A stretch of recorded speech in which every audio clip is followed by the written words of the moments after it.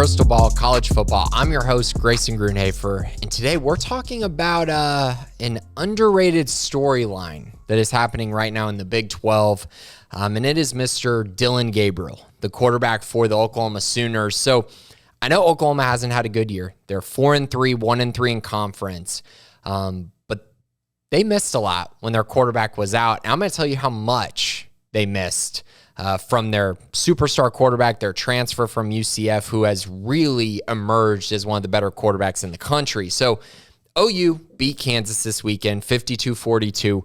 Massive win for them. They need to get back on track.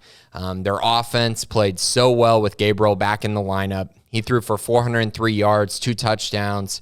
He did have an interception. He also lost 2 fumbles, so he wasn't taking care of the ball very well, but he moved that offense so much better than how it was the past couple weeks. They also ran the ball extremely well, 57 carries, 298 yards, 5.2 yards per carry. He just opens up things for them offensively. Eric Gray, Javonte Burns have more room to run. They're not facing loaded boxes at receiver. Marvin Mims actually is able to be utilized because they have a quarterback that can actually throw the football. You saw Braden Willis, you saw Theo Weiss have good performances as well. And overall, they just moved the ball methodically the entire game. And outside of the turnovers, they really, couldn't be stopped. 701 yards of total offense, and that's with 3 turnovers. That's pretty shocking, to be honest, and eye-popping as well. They had 36 first downs. They had the ball for 30 minutes, time of possession. An interesting stat that is pretty remarkable. They were 16 for 21 on third down conversions. So they were just cranking out these third down conversions because they were getting in great situations to convert third and shorts. So the reason I wanted to bring this up for Oklahoma, they come off this big win over Kansas, a ranked win for the Sooners. I know it's crazy to think about, right? I'm saying this KU win's a big win for them, but KU was ranked. They're 5-1 on the year when Oklahoma beat them. So it is a pretty big win despite what Kansas has been in the past. But OU is now 4-1. And they're averaging 42.6 points per game when Dillon Gabriel plays at least a half of a football game. That's nuts. He was injured in the second quarter against TCU with 9:50 left in that second quarter.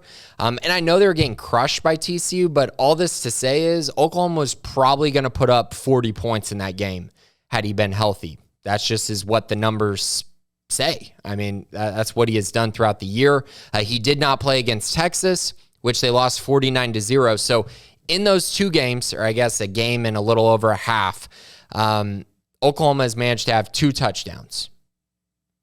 That's nuts. And one of those touchdowns came on a drive in which the Sooners got the ball at the TCU 36 because that's when Gabriel got hit. They had a 15-yard penalty. So the drive started at the TCU 36 essentially for their backup quarterback.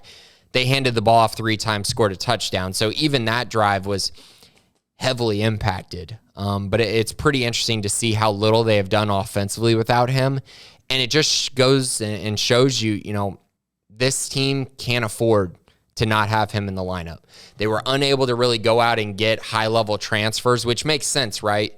In today's day and age of the transfer portal, it is so difficult to convince 2 guys who are transfers to make a move to go to a school in which one of them knows they're going to be the backup. That's a really tough ask. So in 5 full games, I know he was pulled for a half in some of those games, the early games. He's posted 1,492 yards and 13 touchdowns. He's completing 67.2% of his passes. He also has 3 rushing touchdowns. So he has been terrific. He has absolutely allowed this offense to grow and expand with Jeff Lebby and make up for the horrific defense they are playing.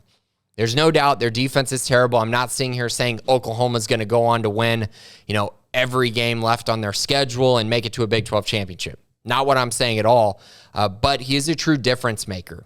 And as they head into this bye week and get healthier, there's still a lot of football left to be played for Oklahoma.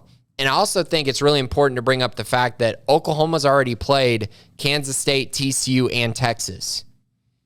Pretty interesting. Pretty interesting what they have left on their schedule is pretty much teams that are out of contention, and then, of course, Bedlam against Oklahoma State, in which they can really potentially shake up the Big 12 standings. So Dillon Gabriel really showed me a lot. He's shown me a lot this season. He's given Oklahoma fans at least something to cheer about in what has been a down year up to this point. So thanks for tuning in this week. I will have my best bets coming tomorrow. But thanks for listening to Crystal Ball College Football.